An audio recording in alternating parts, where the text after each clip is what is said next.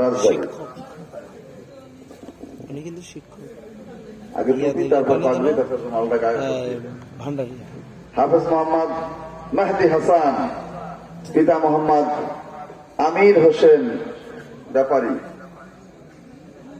গ্রাম Alipur, post হমদপুর, রাজবাড়ী সদর, রাজবাড়ী।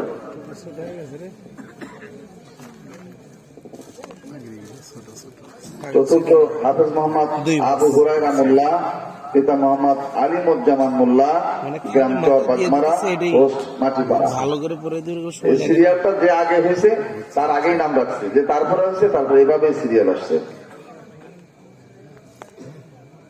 আলহামদুলিল্লাহ।